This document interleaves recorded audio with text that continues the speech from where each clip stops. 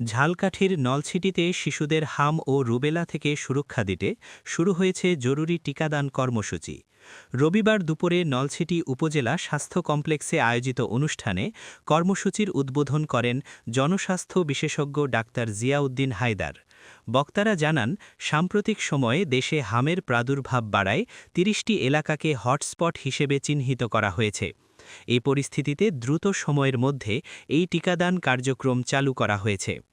Doctor Ziauddin Haider বলেন, টিকাদানের মাধ্যমে শিশুদের রোগ প্রতিরোধ ক্ষমতা বাড়বে এবং সংক্রামক রোগের ঝুঁকি কমবে। তিনি অভিভাবকদের নির্ধারিত সময়ের মধ্যে শিশুদের টিকা নিশ্চিত করার আহ্বান জানান।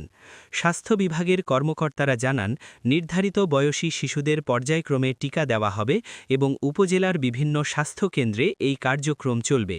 সংশ্লিষ্টদের আশা, এই কর্মসূচির মাধ্যমে হাম, রুবেলা সহ অন্যান্য সংক্রামক রোগ নিয়ন্ত্রণে উল্লেখযোগ্য অগ্রগতি অর্জন সম্ভব হবে।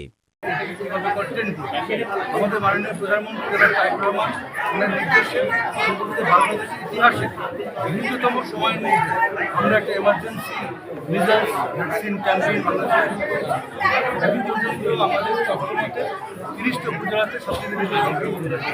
18টা জেলা, এই 30টা উপজেলাতে আমরা প্রাথমিক পর্যায়ে আমরা ভ্যাকসিনেশন কাজ শুরু করলাম। এই উপজেলাগুলো 6 মাস থেকে 5 বছর বয়স যত বাচ্চারা আছে সব বাচ্চারা এই ভ্যাকসিন পাবে। কারণ যেসব বাচ্চাদের জ্বর আছে বা ঘামের উপসর্গ আছে তারা এই ভ্যাকসিন পাবে না, তারা এই ভ্যাকসিন পাবে।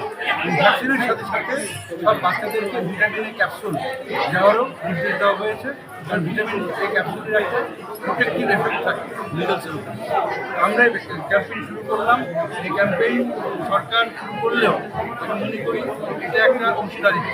এখানে আপনারা যারা মিডিয়া কর্মী আছেন, আপনাদের অংশগ্রহণ, যারা রাজনৈতিক নেতৃবৃন্দ আছেন, কিন্তু বিএনপি, জামায়াতে ইসলাম, সংসদের বিরোধী দল, এনসিপি সহ অন্যান্য যত রাজনৈতিক দল, সামাজিক সাংস্কৃতিক যত সংগঠন আছে, সবার যৌথ দায়িত্ব আজকে আমাদের দেশের যে চ্যালেঞ্জের মুখোমুখি হয়েছে সেই চ্যালেঞ্জকে মোকাবেলা করা। কারণ আমাদের যদি একটা বাচ্চা মারা যায়, এই লজ্জা আমাদের সবার।